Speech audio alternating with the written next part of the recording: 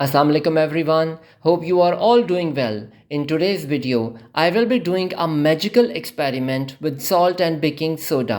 Before we begin, make sure you have subscribed to the channel and hit the bell icon if you haven't subscribed yet. Don't forget to follow me on Instagram and Facebook. Let's get started with today's video.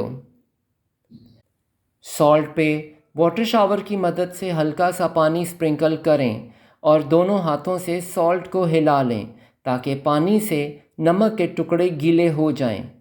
Lightly sprinkle water over the salt using a shower spray. Then gently shake the salt pieces with both hands so they absorb the moisture.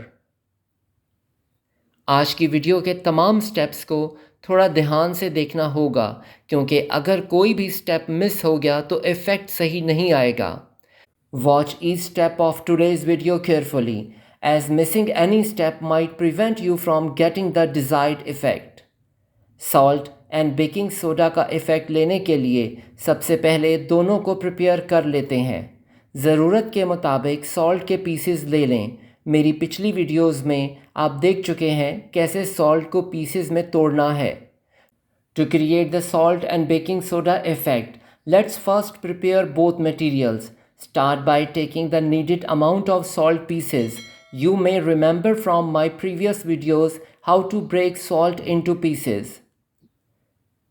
2 से 2.5 चम्मच baking soda लेके Steiner से stand कर लें ताकि baking soda में मौजूद गुठलियाँ अलग हो जाएं। Take 2 to 2.5 spoons of baking soda and sift it through a strainer to remove any lumps. अब बेकिंग सोडा जो स्टेन किया था उसको सॉल्ट पे स्प्रिंकल करके एक बार फिर सॉल्ट को अच्छी तरह मिक्स कर लें जैसा कि मैं वीडियो में कर रहा हूँ और साइड पे रख दें। Now sprinkle the sifted baking soda over the salt. Then mix it thoroughly just as I am showing in the video. Once it's well mixed, set it aside.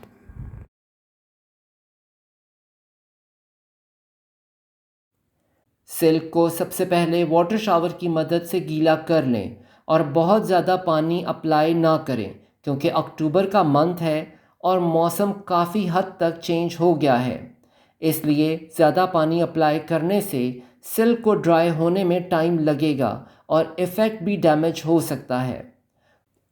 First, dampen the silk lightly using a water spray. Avoid using too much water since it's October and the weather has changed. Applying excess water could delay drying time and potentially damage the effect. कोई से भी 2 या 3 silk paints का इंतखाब करें और उनको curve shape में या अपनी मर्ज़ी की किसी शेप में सिल्क पे स्पंज की मदद से अप्लाई कर लें। Choose any 2 or 3 silk paints and apply them to the silk in curved shape or any shape you prefer using a sponge.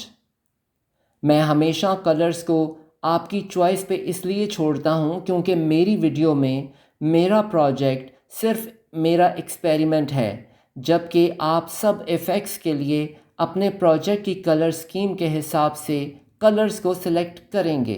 I always leave the choice of colors up to you because my video features my project as an experiment. While you can select colors for the effects according to your project's color scheme.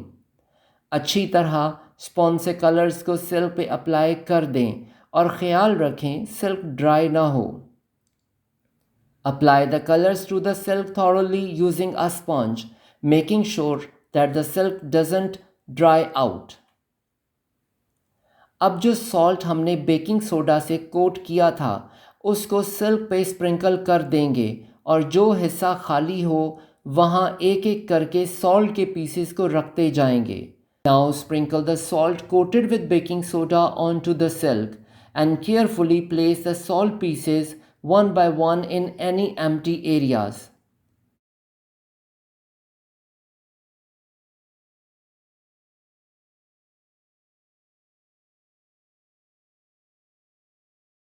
आज की video में मैं बार बार देखने के लिए आता रहा कि क्या वाकई ही बेकिंग सोडा सॉल्ट के मेल्ट होने से इफ़ेक्टिव हो सकता है। जैसे जैसे टाइम गुज़रता गया मुझे अंदाज़ा होता गया कि पिछली तमाम वीडियोस जिनमें मैंने सॉल्ट पीसेस इस्तेमाल किए थे उनसे ये इफ़ेक्ट बिल्कुल मुख्तलिफ है और सॉल्ट पीसेस का आपस में फ़ासला होने के बावजूद इफ़ेक्ट हर तरफ स्प्रेड हुआ है। ये एक बड़ी अचीवमेंट है। Today's video, I kept checking to see if baking soda really enhances the effect of melting salt.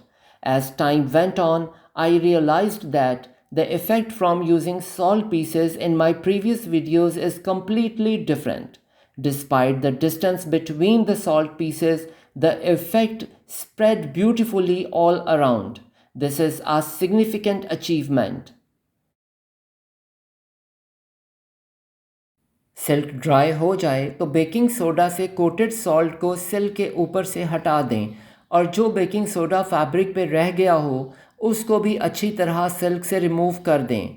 Once the silk is dry, remove the baking soda coated salt from the surface and make sure to thoroughly brush off any remaining baking soda from the fabric as well.